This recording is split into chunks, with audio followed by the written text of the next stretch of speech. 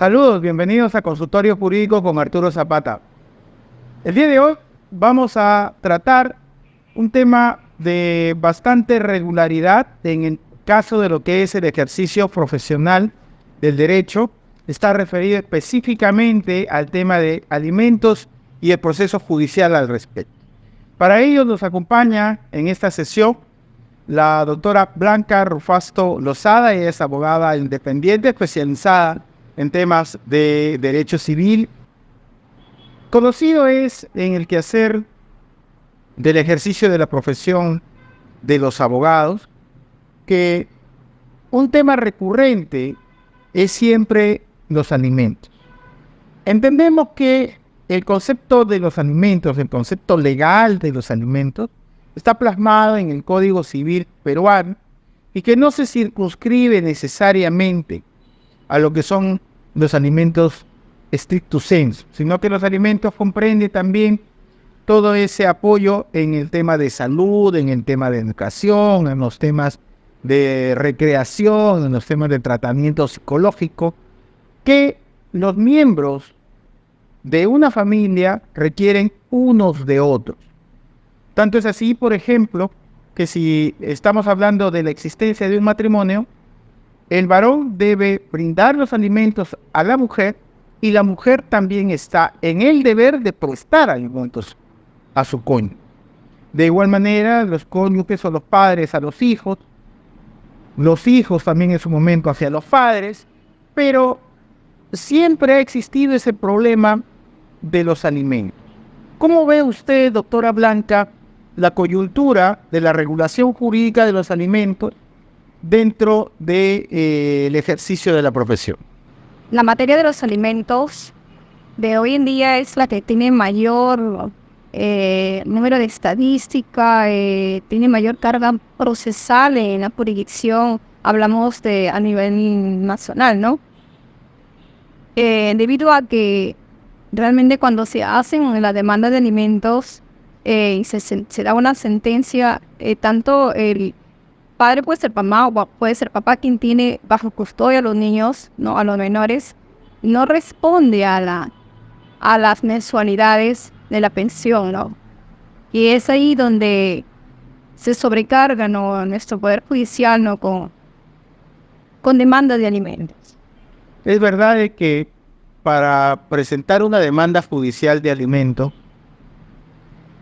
existe una vía que puede también ser utilizada para evitar esa sobrecarga procesal en los juzgados, que es el de recurrir, por ejemplo, a las demunas o a los centros de conciliación para evitar que ese caso llegue al Poder Judicial. Pero nosotros sabemos que, de acuerdo a la ley de conciliación vigente y todas sus modificatorias y normas complementarias, la conciliación en materia de familia es opcional, no es obligatorio. Pero sí es una vía en la que se puede recurrir precisamente para evitar esa situación de sobrecarga procesal en los juzgados. En todo caso, la persona puede recurrir a la vía conciliatoria y lograr allí un acuerdo extrajudicial y puede darle solución al problema. Lo otro es que yendo a esa vía no obtenga el resultado necesario y no haya el acuerdo, se levanta el acta y allí puede ir a la vía judicial. Pero en la vía judicial, cuando usted quiere presentar su demanda, hoy en día hay formatos donde ya no es necesaria la firma de un abogado. Entonces, ahí puede haber un problema en el tema de que siempre es necesaria tal vez una adecuada asesoría, porque esos formatos expresan cuánto es por cada concepto lo que se está pidiendo, ¿no? Y presentada la demanda y anexado todos los documentos, ¿cómo es ese proceso judicial de alimentos, doctor? Claro, como usted dice, ¿no?, el acuerdo extrajudicial de alimentos no es un mecanismo alternativo de solución de conflictos que permiten que las personas que tienen algún problema de pensión alimenticia u otros pueden darle una solución. Y como también usted lo dice, ¿no?, en caso de que incumpliera la demandado o la demandada, se puede entonces esta acta de conciliación prestar un mérito ejecutivo, ¿no? Que puede acudirse a la jurisdicción mediante un proceso ejecutivo a la que ya se va a cumplir esta pensión de liquidación. Y bueno, la otra vía, que es la vía judicial de alimentos, sus requisitos que se exigen para la demanda, sabemos que es la copia del DNI del recurrente, puede ser padre o madre, ¿no? Quien lo solicita, las actas de nacimiento de los menores, si hubiera uno o dos, gastos que hace la demandada o el demandado. En la dirección también es importante a veces ir a RENIEC y solicitar, es una ficha RENIEC domiciliaria para ayudar al Poder Judicial a que sea bien notificado el demandado. Y otros más requisitos que lo vemos en el código. Usted acaba de mencionar algo interesante, tiene que ser notificado. Para eso hay que presentar en la demanda, ya sea en formato, también los abogados pueden redactarla y anexarlo al formato, ¿no es cierto? Es necesario notificar. ¿Es válida una notificación a través de WhatsApp o de medios de correo electrónico? Hoy en día sí se está dando esto por vía WhatsApp. Se está notificando y es válida esa notificación. ¿Se han incorporado entonces ciertas modificaciones al Código Civil en estos últimos años? Dado con el avance de las nuevas tecnologías, precisamente la notificación en esta manera, ¿no? ¿Y cómo es que se realiza el proceso judicial?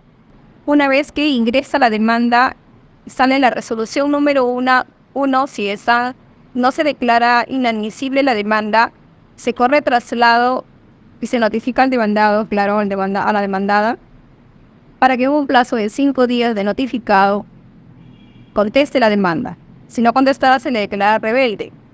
Y si contesta, de todas maneras, el proceso continúa hasta llegar a una audiencia. En la audiencia también puede haber un acuerdo. Y si no hubiera acuerdo, es ahí donde los abogados apelan para que se dé una sentencia. Luego es ahí donde el demandado tiene que abonar mensualmente a la madre o al padre, ¿no? Que tiene bajo cuidado a los niños. Si no existiera abono mensual, es ahí donde el abogado empieza a hacer las liquidaciones de pensiones devengadas. Y esto ya pasa a Ministerio Público, ¿no? Ministerio Público le da el principio de oportunidad al investigado, ¿no? Si hubiera un acuerdo, la situación sería más fácil porque se fraccionaría, ¿no? la pensión, la liquidación de pensiones devengadas. Si no fuera así, Fiscalía pusa y pasa a la investigación preparatoria. Sí, es importante la presencia del llamado imputado, porque ya no se le puede llamar demandado, ¿no? Imputado o imputada, y de acuerdo a eso, también se le puede fraccionar las pensiones alimenticias. En caso de que se declararía rebelde, pasa a la etapa final, que es la de juicio oral. Y si no llegara, porque es importante la presencia del imputado, se da la orden de captura. Hay que tener bastante en cuenta que en el Perú existe ese principio constitucional de que no hay cárcel por deudas. Pero en el caso de los alimentos viene a ser la excepción que confirma la regla. Sí, entonces, aquí hay que tener en cuenta, como bien acaba de mencionar la doctora Ofasto, que presentada la demanda, se corre traslado al demandado para que conteste. Si no contesta, se le va a declarar rebelde y el proceso seguirá en rebeldía. Pero siempre en ese tema se pide una asignación anticipada a veces, ¿correcto? Y si usted no cumple aproximadamente 3 oportunidades con esas 3 veces, que generalmente son mensualidades, 3 mensualidades que no haya pagado esa asignación anticipada, el apercibimiento es de correr traslado al fiscal, al Ministerio Público, para que se inicie el procedimiento por omisión a la asistencia familiar. Y como dice usted, ahí se sigue todo el proceso en materia penal. Y ahí es donde se da ese temita. Lo otro es que conteste, se llama a las partes, citándolos a una audiencia, que es una audiencia única, ¿no es cierto?, para que puedan ver la posibilidad de reconciliación. De no ser así, se establecen los puntos controvertidos, ¿no es cierto? Y se pasa a la fase de actuación de los medios probatorios. ¿Y cuáles son los criterios que tiene el juez para fijar los alimentos a favor del demandante? Hay dos principales criterios que el juez tiene en cuenta, ¿no? La necesidad de quien los pide y la posibilidad de quien los va a dar. En el caso de los alimentos por parte del demandado, debe acreditar que a lo mejor no le alcanza lo que gana de manera mensual para lo que está pidiendo. Por lo tanto, a veces se presenta una declaración jurada, ¿no es cierto?, en caso que no esté trabajando, o presentará las boletas si es que está en un tema de situación de dependencia frente a un empleador.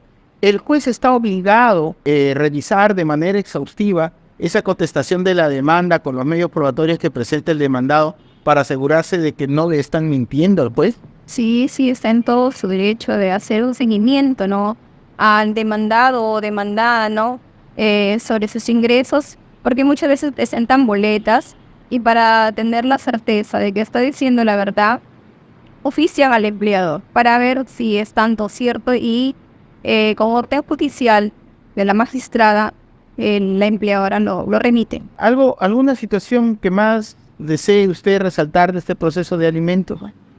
Bueno, es un poco penoso cuando el padre o la madre no acuden con esa pensión y se forma la liquidación de pensiones devengadas y llegaría a pena de la privativa de la libertad.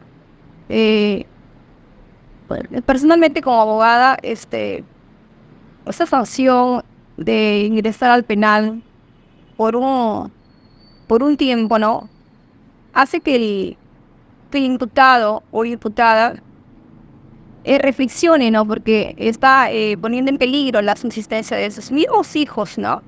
Pero también, por otro lado, quienes sufren son los niños y los adolescentes, ¿no?, porque ven que papá o mamá está privativo de su libertad, ¿no? Y muy aparte también va a ser que estando en el penal no va a poder pagar, ¿no? Se va a atrasar, porque no va a estar, como quien dice, ya no va a trabajar. Tomamos en cuenta lo que dice la doctora Blanca Rufasto, porque toda decisión judicial donde tenga que tener incidencia sobre los menores, en este caso niños, niñas y adolescentes, se debe siempre tener en cuenta el principio que es el interés superior del niño. Y como acaba de mencionar, si la persona es llevada a un proceso penal por omisión a la asistencia familiar, es recluida en un establecimiento penitenciario, en principio no va a poder pagar o generar los ingresos para poder pagar los alimentos. Y en segundo lugar, si tiene hijos, los hijos ven que su padre o madre podría estar recluida en cárcel, y eso tampoco es un buen ejemplo para ellos. Les afecta moralmente, psicológicamente y sobre todo si están en etapa de crecimiento, ¿no? Doctora Blanca, muchas gracias por estar con nosotros el día de hoy. Muchas gracias también a todos ustedes, bien, por estar siguiéndonos, y nos encontramos nuevamente en un nuevo espacio en Consultorio Jurídico con Arturo Zapata. Muchas gracias. Hasta luego.